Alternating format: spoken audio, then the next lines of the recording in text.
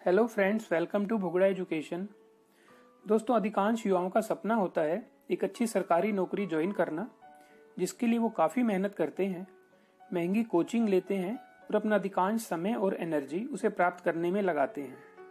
19 अगस्त 2020 को माननीय प्रधानमंत्री श्री नरेंद्र मोदी जी की अध्यक्षता में कैबिनेट ने एक फैसला लिया, जिसके अनुसार सरकारी नौकरी के लिए जाने वाले एग्जाम्स अलग अलग एजेंसी से हटाकर एक ही agency, national recruitment agency (NRA) द्वारा लिए जाएंगे और इसके लिए एक ही common test CET common eligibility test लिया जाएगा।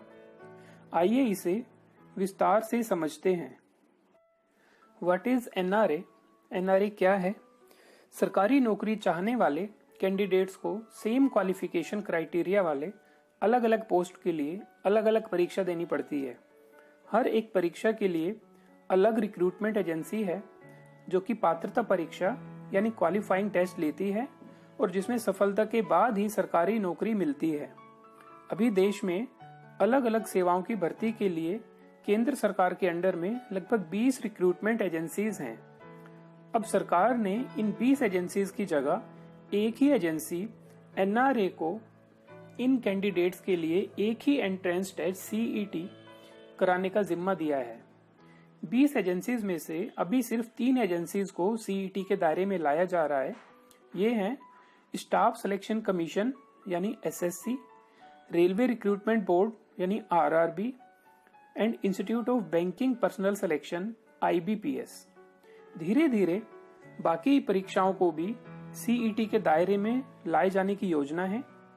CET कराने का जिम्मा NRA को दिया गया है, जो सरकारी सेवाओं के लिए ग्रुप B और ग्रुप C नॉन टेक्निकल यानी गैर तकनीकी पोस्ट के लिए भर्ती कराएगी। अब बात CET की करते हैं। What is CET? एक ही नोडल एजेंसी NRA द्वारा कंडक्ट किया जाने वाला फर्स्ट लेवल एग्जाम होगा CET। यह परीक्षा 12 भाषाओं में कराई जाएगी।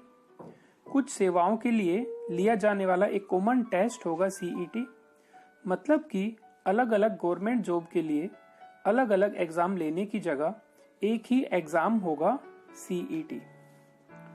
अब समझते हैं NRA CET की आखिर क्यों जरूरत हुई। सरकारी नौकरी के लिए युवाओं में काफी क्रेज है। ऑन एन एवरेज 2.5 से 3 करोड़ उम्मीदवार गवर्नमेंट जॉब के लिए एंट्रेंस टेस्ट में अपीयर होते हैं। सरकारी नौकरी के इच्छुक उम्मीदवारों को सेम क्वालिफिकेशन क्राइटेरिया वाले विभिन्न पोस्ट के लिए अलग अलग परीक्षा देनी होती है, अलग से फीस भरनी होती है, एग्जाम सेंटर तक पहुंचने के लिए लंबी दूरी तय करनी होती है। अलग अलग भर्ती परीक्षाओं से कैंडिडेट के साथ साथ रिक्रूटमेंट एजेंसीज पर भी बोझ पड़ता है। इसमें बार बार होने वाले खर्च, कानून और व्यवस्था, सुरक्षा संबंधी मुद्दे और परीक्षा केंद्रों संबंधी समस्याएं भी शामिल हैं। इन्हीं समस्याओं से निजात पाने के लिए और सिस्टम को और अधिक पारदर्शी बनाने के लिए केंद्र सरकार ने यह कदम उठाया है। अब हम बात करेंगे CET के कुछ मुख्य बिंदुओं पर। CET फर्स्ट लेवल एग्जाम होगा, जिसमें कैंडिडेट को एक स्कोर मिलेगा। CET स्कोर के आधार पर आगे सेकंड या थर्ड लेवल की परीक्षा को भी क्वालिफाई करना होगा। ये एग्जाम NRA कंडक्ट नहीं करेगा, बल्कि रिक्रूटमेंट एजेंसी कराएगी। CET एग्जाम 12 भाषाओं में होगा। CET स्कोर रिजल्ट आने की डेट से 3 साल तक वैलिड रहेगा। अटेम्प्ट की कोई सीमा नहीं होगी। अधिकतम उम्र तक आप जब तक चाहें CET दे सकते हैं।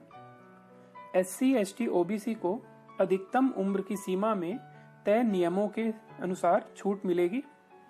अगर किसी ने CET 1 से ज्यादा बार अटेम्प्ट किया है तो उसका बेस्ट स्कोर ही करेक्ट स्कोर माना जाएगा। CET को ऑनलाइन कंडक्ट किया जाएगा। Registration, roll number, admit card, marksheet, merit list आदि सभी सर्विसेज ऑनलाइन मोड में होंगी।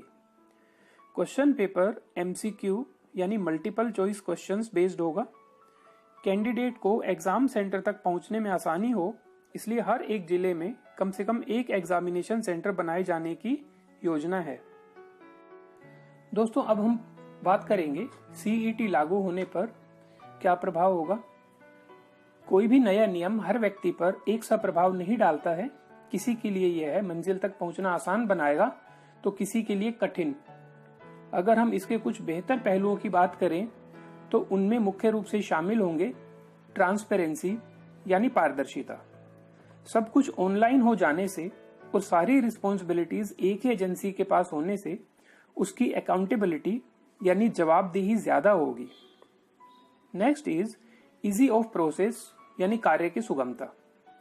एग्जाम कंडक्ट करना, एडमिट कार्ड इशू करना, आंसर शीट चेक करना, रिजल्ट डिक्लेयर करना, स्टूडेंट्स के साथ कम्युनिकेट करना आदि अनेक कार्यों में काफी आसानी होगी।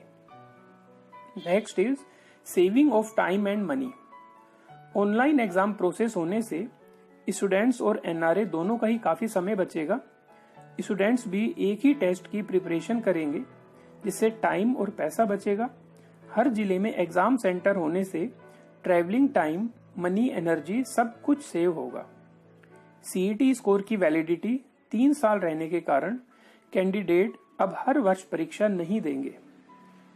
Next is less tension for parents. Parents को अपने बच्चों के एग्जाम की उससे भी ज्यादा टेंशन रहती है। अच्छा कोचिंग सेंटर सर्च करना, फीस के लिए पैसों का प्रबंध करना, एग्जाम सेंटर तक अपने बच्चों के साथ जाना आदि बहुत से काम पेरेंट्स अपने बच्चों के लिए करते हैं। कुछ हद तक उन्हें भी इसमें आराम मिलेगा। इसके अलावा और भी अनेक सकारात्मक पहलू हैं। अगर हम आज की सिचुएशन की बात करें तो कोविड-19 या कोरोना की वजह से प्राइवेट जॉब लाखों लोगों की छूट चुकी है। अनेक लोगों के सैलरी कट हुए हैं, जिसकी वजह से लोगों का सरकारी नौकरी की तरफ रुझान बढ़ने लगा है। सरकार की भी नीतियां सरकारी कंपनीज को प्राइवेट क्षेत्र को बेचने की हैं। अनेक सरकारी बैंकों में सरकार अपना शेयर कम कर रही है। रेलवे का भी निजीकरण शुरू हो चुका है। ऐसे और भी अनेक उदाहरण मिलेंगे जिससे सरकारी नौकरियों की संख्या में बढ़ोतरी की संभावना खत्म होती है। सरकारी नौकरी के लिए जो कैंडिडेट्स अपना एग्जाम दे चुके हैं उनका रिजल्ट भी समय पर घोषित नहीं हो रहा। कुछ का तो कोर्ट द्वारा स्टे तक लगा हुआ है।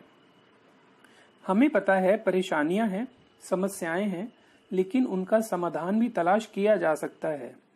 जरूरत है आज के युवाओं को उनकी योग्यता अनुसार काम देने की। इसमें सरकार की सक्रियता काफी योगदान कर सकती है। और अंत में उम्मीद है कि यह बदलाव हमारे देश के युवाओं के जीवन में एक बेहतर कल लाएगा। आप अपने विचार कमेंट्स बॉक्स में जरूर बताएं।